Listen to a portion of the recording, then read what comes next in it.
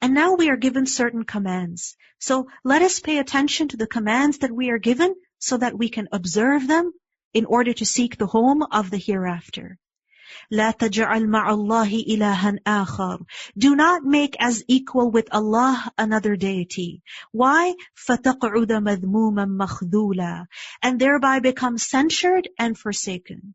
Meaning if you call upon someone other than Allah, then you will in fact be abandoned. You won't be helped, neither by Allah, because shirk is the greatest injustice, and nor by those that you call upon, because they're unable to help you. So this is a lose-lose situation. And your Lord has decreed that you not worship except Him. And to parents, good treatment. And when they're old, then whether one or both of them reach old age while with you, say not to them so much as uff. And do not repel them, but speak to them a noble word, a respectable word. So here we see that old age is mentioned specifically. Because in old age, remember, as people, they become weak and fragile. They deserve even more compassion and care.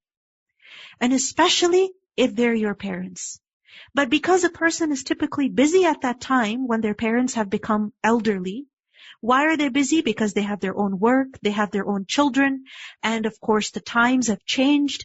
Then a person needs a lot of patience and tolerance with their elderly parents. Not just tolerance, but ihsan. Because وَبِالْوَالِدَيْنِ إِحْسَانًا. You don't just put up with them, but you must be extra nice to them.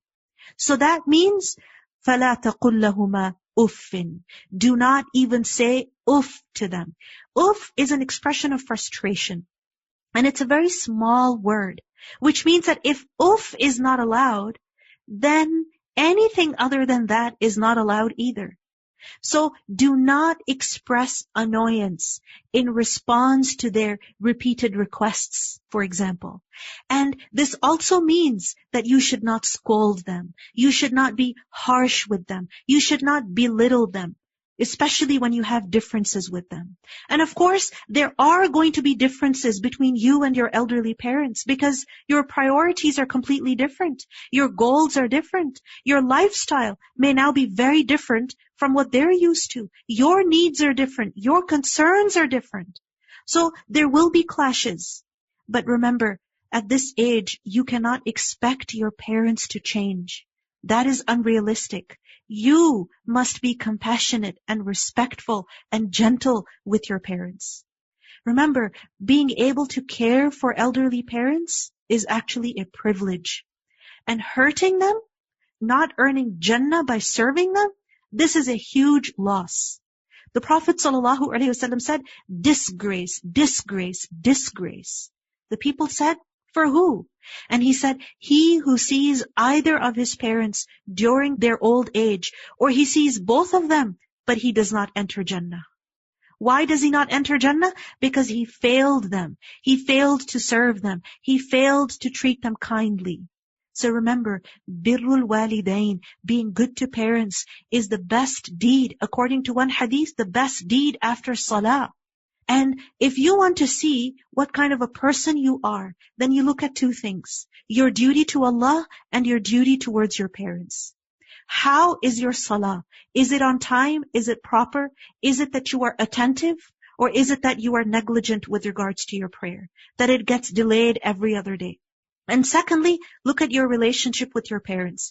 It's not necessary that you get along with them 100%, that you're buddy-buddy with them. No, it's about how you treat them, how you speak to them. Are you respectful? Do you show compassion and care?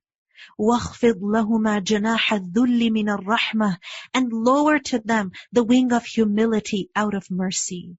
Remember, خَفْضُ الْجَنَاحِ is to humble oneself, to come down. Just as a bird descends, it lowers its wing when it is landing, when it is coming down. So be humble before your parents. Don't try to show that you are better than them. You must lower yourself. Don't be like that bird that is flying high. No, lower your wing. Come down. And even if they're speaking what is completely illogical to you, or perhaps it is backward, Perhaps it is their language. Perhaps it is their accent. Perhaps it's the fact that they don't understand the world as you do. Still, there is no need to insult your parents or to speak rudely to them or to show that you know better than them or that you are better than them. Rather, be humble and do not argue with them. وَاخْفِضْ لَهُمَا جَنَاحَ الذُّلِّ مِنَ الرَّحْمَةِ. Because remember, your rudeness and your harshness is very, very painful for your parents. Because think about it, they raised you. They showed you love when you were illogical. Have you ever seen a child in their terrible twos? Some children, their terrible twos, they continue for many years. So they're extremely loud, very illogical. They're throwing tantrums all the time. But your parents showed you love. They cared about you. So remember who you were.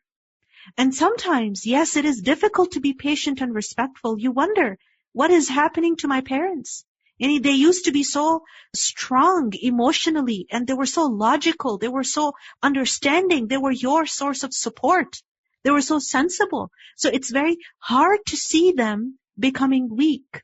So in that case, seek the help of Allah, that He should give them what you are not able to give them. وَقُلْ رَبِّ ارْحَمْهُمَا كَمَا رَبَّيَانِي صَغِيرًا.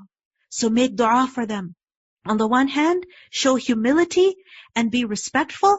And on the other hand, make dua for them. That my Lord, have mercy upon them as they brought me up when I was small. Meaning they took care of me when I was little. And now they need care. And I can never care for them as they cared for me. So Ya Rabb, you compensate where I fall short. And I am falling short in my duty towards my parents.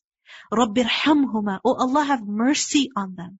And this includes good health. This includes their safety. This includes their patience, their dignity. Ya Allah, you have mercy upon them. And remember that the mother deserves even more kind treatment than the father. رَبُّكُمْ أَعْلَمُ بِمَا فِي نُفُوسِكُمْ. Your Lord is most knowing of what is within yourselves.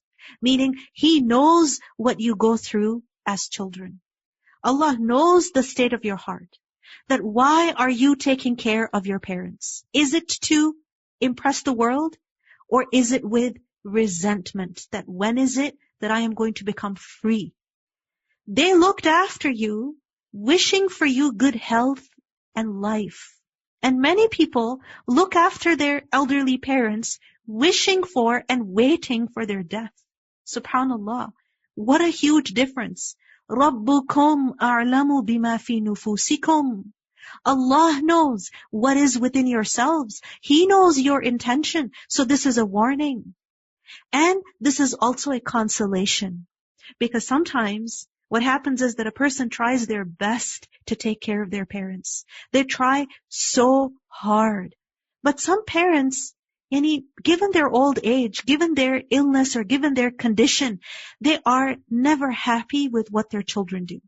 In fact, they can actually be very abusive. Or they begin to emotionally blackmail their own children. That if you don't do this, then I will pray against you. And if your father is not pleased with you, if your mother is not pleased with you, then you have done no good. I am your mother, I have your right. So sometimes it happens that no matter what a child does, the parents are just not happy. So then what do you do? رَبُّكُمْ أَعْلَمُ بِمَا فِي نُفُوسِكُمْ. Allah knows what is it that is in your hearts. That you are trying to do your best. You do want the best. However, إِن تَكُونُوا صَالِحِينَ فَإِنَّهُ كَانَ لِلْأَوَّابِينَ غَفُورًا. If you should be righteous in intention, then indeed He is ever to the often returning to Him forgiving. Meaning, Allah subhanahu wa ta'ala will pardon you. So yes, there are times when the most loving and caring children also slip. They end up hurting their parents. They end up falling short in their duty towards them. So then what to do at this time? Turn back to Allah. Ask Him for forgiveness. So Allah is to awwabin, to those who turn back to Him repeatedly. He is ghafoor towards them. forgiving. This is why we should make dua to Allah, that Ya Allah, you forgive me, you pardon me with respect to my negligence when it comes to my parents, that I don't respect them the way they deserve that respect. There are times when I fall short in my duty to my parents. So Ya Allah, you forgive me. So the state of your heart, sometimes, yes, it changes. Sometimes even your feelings fluctuate. But your behavior is what you have to watch. Your attitude towards your parents should always be respectful. And where you do slip, then you seek forgiveness from Allah subhanahu wa ta'ala. And give the relative his right, and also the poor and the traveler. And do not spend wastefully. وَلَا تُبَذِّرْ تَبْذِيرًا. And you see, tabdhir, this is to scatter seeds around. So don't scatter your money, throwing it around. Why? Because indeed the wasteful are brothers of the devils. And ever has shaitan been to his Lord ungrateful. So don't scatter your money in bits and pieces here and there like seeds are scattered, because then you'll run out. You see, tabdhir, being wasteful, this is to spend more than what is necessary. It is to spend on things that are unnecessary. It is basically to waste one's money. How? By spending it on every wish and every desire, or on things which are wrong. Ibn Mas'ud explained, these are الَّذِينَ يُنْفِقُونَ فِي غَيْرِ حَقٍّ. They are those people who spend money in wrong places, where a person should not spend money. So tabdhir is something that we have to be careful about. And unfortunately, in this day and age where, no matter what you have is never enough, no matter what you have is never new enough. So there's a lot of temptation, and we must be careful, because this is like a trap. Once you get caught up in it, then your money, it keeps going away from you. And at the end, you're left with hardly anything. And so you're not able to spend it on good causes then. You're not able to spend it on those who need. You're not able to spend it in a way that will benefit you in the hereafter. In a hadith, we learned that there will be people from my ummah who will eat foods of various colors and types, and will drink beverages of various colors and types, meaning a lot of variety. And they're only concerned about fulfilling their desires. And they will wear clothing of various colors and types. They will be careless in speech and will ride on mounts of various colors and types. And these are the worst people of my ummah. Why? Because their ultimate concern is to look good, to eat good, to drink good. Their only concern is to spend on their desires. So remember, we will be asked not just about how we earned our money, but also how we spent it. And remember, wasting money is something that Allah subhanahu wa ta'ala dislikes. The Prophet ﷺ said, Allah dislikes 3 things for you: qeel wa qal, and ida'atil mal, wasting money, wa kathratis su'al. So wasting money, Allah subhanahu wa ta'ala does not like that. And if you must turn away from the needy, awaiting mercy from your Lord, which you expect, then speak to them a gentle word. Meaning sometimes people demand from you that you spend on them, that you give them, that you lend them. But you're not always in a position to do that. So even if you must refuse or excuse yourself gently. And do not make your hand as chained to your neck, or extend it completely and thereby become blamed and insolvent. Meaning don't go to the other extreme and become stingy. Indeed, your Lord extends provision for whom He wills and restricts it. Indeed, He is ever concerning His servants acquainted and seeing. He knows what you're doing. And do not kill your children for fear of poverty, because we provide for them and for you. Indeed, their killing is ever a great sin. So we see the rights of children are mentioned over here. Their right to live. And Allah subhanahu wa ta'ala is more merciful to people than their parents are to them. People think that they should kill their children at times when their children are a financial burden on them. We learn in a hadith that when the Prophet ﷺ was asked about the greatest sins, he mentioned to kill your son lest he should share your food with you. Meaning a person becomes so stingy, so selfish, that he doesn't want to have a child who will share his food with him. إِنَّ قَتْلَهُمْ كَانَ خِطْئًا كَبِيرًا. Their killing is ever a great sin. So remember, once the fetus has life in it, then killing it, aborting it, that is also a murder. And do not approach unlawful sexual intercourse. Indeed, it is ever an immorality and as evil as a way. Don't even go near zina. And do not kill the soul which Allah has forbidden, except by right. And whoever is killed unjustly, we have given his heir authority. But let him not exceed limits in the matter of taking life. Indeed, he has been supported by the law. And do not approach the property of an orphan, except in the way that is best, until he reaches maturity. And fulfill every commitment. وَأَوْفُوا بِالْعَهْدِ. Indeed, the commitment is ever that about which one will be questioned. So be very careful when you give your word to someone, when you commit to something. First of all, don't go on making promises over every little thing. And then when you do make a promise, then fulfill it. And if you're not able to fulfill it, then let the other person know in advance and apologize and find out how you can make up for it. وَأَوْفُوا الْكَيْلَ إِذَا كِلْتُمْ. And give full measure when you measure, and weigh with an even balance. That is the best way and best in result. وَلَا تَقْفُ مَا لَيْسَ لَكَ بِهِ عِلْمٍ. And do not pursue that of which you have no knowledge. Because إِنَّ السَّمْعَ وَالْبَصَرَ وَالْفُؤَادَ كُلُّ أُولَئِكَ كَانَ عَنْهُ مَسْئُولًا. Indeed, the hearing, the sight, and the heart, about all those one will be questioned. So we see here that a person should not pursue that of which they have no knowledge. Meaning a person should not confuse assumption with fact. Meaning don't say something unless you are fully certain. And do not base your actions or life on assumption. Base it on fact. And remember, revelation is fact. So in this ayah, there's basically intellectual reform. You see, there are levels of awareness. One is that you assume something. The other is that you know something based on certain knowledge and facts. So when you speak, when you take action, when you do something, make sure it is based on factual knowledge and not mere assumption. And this includes not passing on every single thing that we have heard without confirmation. And we should not assume things about other people all the time either. Because we have been told to refrain from assumption. Because some assumption can actually be sinful. Qatada said, do not say, I have seen when you did not in fact see. Or I heard when you did not actually hear. Or I know when you do not actually know. Because Allah will ask you about all of this. All of these faculties, we will be questioned about them. Did you use them or not? And how did you use them? So we should use them in obedience to Allah subhanahu wa ta'ala.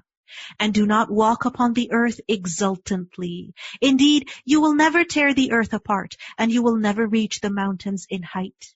Remember, it is a sign of Allah's righteous servants that they walk with humility. يَمْشُونَ عَلَى الْأَرْضِ هَوْنًا. And remember, when there's humility inside, then there is contentment, and there is a healthy confidence, which is reflected in a person's manner of walking as well. Then a person does not walk lazily, nor do they overspeed. When there's calmness and composure inside, it is reflected in a person's manner of walking also. And remember, walking arrogantly is something that brings about Allah's wrath. We learn, اِخْتَالَ فِي مِشْيَتِهِ. Whoever is arrogant in the manner of his walking, he will meet Allah while Allah will be ghadban with him, very angry with him. All that, its evil, is ever in the sight of your Lord detested. So leave such things. That is from what your Lord has revealed to you of wisdom. And do not make as equal with Allah another deity, lest you be thrown into hell, blamed and banished. Again, we are warned against shirk. Then has your Lord chosen you for having sons, and taken from among the angels daughters? Indeed, you say a grave saying. And we have certainly diversified the contents in this Qur'an, that mankind may be reminded, but it does not increase the disbelievers except in aversion. Say, if there had been with him other gods, as they say, then they each would have sought to the owner of the throne a way. Meaning there would be a lot of competition then. Subhanahu, exalted is He, and high above what they say by great sublimity. Tusabbihu lahu as-samawatu as-sab'u wal-ardu wa man fihin. The seven heavens and the earth, and whatever is in them, exalt Him. And there is not a thing except that it exalts Allah by His praise. But you do not understand their way of exalting. Indeed, He is ever forbearing and forgiving. Imagine everything, whether it is animate or inanimate, everything is glorifying Allah subhanahu wa ta'ala. We learn in a hadith that even an ant colony is an ummah min al-umami tusabbihu. It is a community from among different communities that glorifies and praises Allah subhanahu wa ta'ala. Remember, tasbih is the best speech that you can make. It's the best words that you can utter. It is words that are beloved to Allah subhanahu wa ta'ala, that are chosen for His servants. Subhanallah, subhanallahi wa bihamdih. وَإِذَا قَرَأْتَ الْقُرْآنِ. And when you recite the Qur'an, we put between you and those who do not believe in the hereafter a concealed partition. And we have placed over their hearts coverings, lest they understand it. And in their ears is deafness. And when you mention your Lord alone in the Qur'an, meaning one, they turn back in aversion. So there are people who do not like the message of the Qur'an. They do not like its contents. And they do not understand the wisdom of the Qur'an. And they especially dislike it when La ilaha illallah is mentioned. وَاللَّوْ عَلَىٰ أَدْبَارِهِمْ نُفُورًا. Aus ibn Abdullah said that saying La ilaha illallah chases shaitan away. And then he recited this ayah. We are most knowing of how they listen to it, when they listen to you, and of when they are in private conversation, when the wrongdoers say, you follow not but a man affected by magic. So they stop from believing themselves, and they also dissuade others from coming to you and believing. Look how they strike for you comparisons. The Prophet ﷺ was far from being affected by magic, but they have strayed, so they cannot find a way. And they say, when we are bones and crumbled particles, will we truly be resurrected as a new creation? Say, be you stones or iron. Meaning, even if centuries go by, and your bodies have decomposed, and they have turned into, the matter has turned into stones or iron, or any creation of that which is great within your chests. Remember, resurrection is real. Allah will still resurrect you, no matter what your body turns into. And they will say, who will restore us? Who is capable of doing that? Say, He who brought you forth the first time. Allah. Then they will nod their heads toward you and say, when is that? Say, perhaps it will be soon. On the day He will call you, and you will respond with praise of Him, and think that you had not remained in the world except for a little. وَقُلْ لِعِبَادِي يَقُولُ الَّتِي هِيَ أَحْسَنُ. And tell my servants to say that which is best.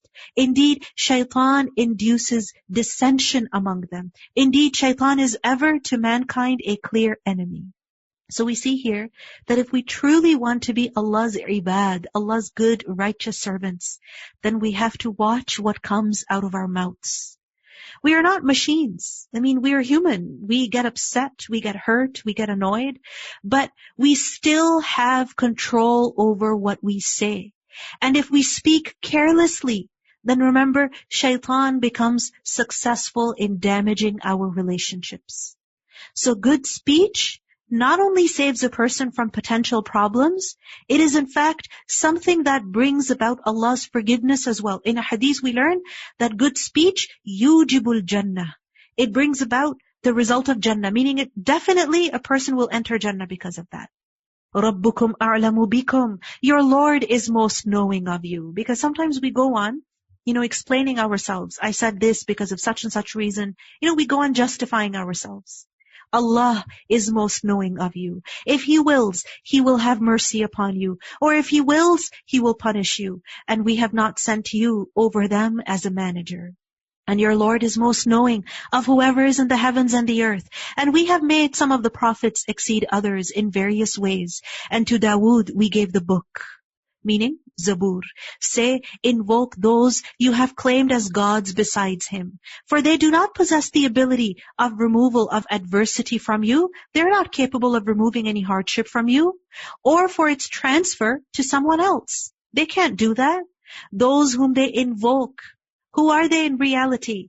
They actually call upon Allah themselves. They are in need of Allah. So it is said, they seek means of access to their Lord, striving as to which of them would be nearest, and they hope for His mercy and fear His punishment. Indeed, the punishment of your Lord is ever feared. Meaning it is definitely something worth fearing. We see that among the Arabs, there were people who would worship the jinn. And we learned that eventually, those jinn who were worshipped by these people, those jinn became Muslim. And so they were very afraid that there are people who worship us. And these jinn would themselves seek the reward from Allah subhanahu wa ta'ala and His mercy. So the people who continue to worship them are being reprimanded. That you are calling upon a creation who itself is in need of Allah, who itself is trying to please Allah subhanahu wa ta'ala and is afraid of the punishment of Allah. So what are you doing? وَإِن مِّن قَرْيَةٍ, and there is no city, but that we will destroy it before the day of resurrection, or punish it with a severe punishment that has ever been in the register inscribed. And nothing has prevented us from sending signs except that the former peoples denied them. And we gave Thamud, the she-camel, as a visible sign, but they wronged her, and we send not the signs except as a warning. And remember, when we told you, indeed your Lord has encompassed the people, so there's no need to fear them. And we did not make the sight, meaning the journey of Isra, which we showed you except as a trial for the people, as was the accursed tree that is mentioned in the Quran, meaning the Zaqum. Because when the mushrikeen, when they heard about these matters, they made fun of the Prophet ﷺ. That how could you have gone in one night? And there are people who will make fun of Isra and Mi'raj even today. And they will find things in the Quran which they find strange and they start making fun of it. So yes, this is a fitna. This is a trial for them. And we threaten them, but it increases them not except in great transgression. Wal-'iyadu billah. You see, this information which is given in the Quran, whatever it is, this is to encourage us to worship Allah subhanahu wa ta'ala better. When Allah subhanahu wa ta'ala informs us of certain things, this is to threaten us, to stop us from our wrongdoing. But then there are people who don't benefit from that warning at all. And mention when we said to the angels, prostrate to Adam. And they prostrated except for Iblis. He said, should I prostrate to one you created from clay? Look at his arrogance. Iblis said, do you see this one whom you have honored above me? Look at his arrogance. He said, Adam made of clay, you've honored him above me? Is he even worthy of that? You see, Iblis criticized Allah's decision. Why? Because he thought he understood better. He knew better. And a lot of people make this mistake. They think they know better than Allah subhanahu wa ta'ala. So they pass judgment, they criticize the Quran, they criticize what Allah subhanahu wa ta'ala decrees. He said, if you delay me until the day of resurrection, I will surely destroy his descendants except for a few. You see, Iblis is not just our enemy. He is also the enemy of our children, because he said, لَأَحْتَنِكَنَّ ذُرِّيَّتَهُ, I will destroy his descendants, his children, except for a few. And look at this word, لَأَحْتَنِكَنَّ. إِحْتَنَكَ, this is when locusts eat whatever is on a certain piece of land. Meaning that they have full mastery over it with their mouths. Because al-hanak is the mouth. So when an animal pulls out a plant from its root with its mouth, completely uprooting it, completely destroying it, this is ihtinak. So I will completely annihilate. I will destroy his children, his descendants. And ihtinak is also to have full control over an animal. So for example, a horse, when the rope is passed through the mouth and the horse is in full control, this is also ihtinak. So I will gain mastery over his children. So I will lead them and I will command them and they will obey me. You see, Iblis begins working on human beings and harming them from the moment a human being enters this world. Yani as soon as the child is born, what does shaitan do? Shaitan smacks the child. So the child cries. Ibn Abbas said, when someone is born, shaitan takes hold of him. And if Allah is mentioned, shaitan goes away. If Allah is not mentioned, he remains firm in his heart.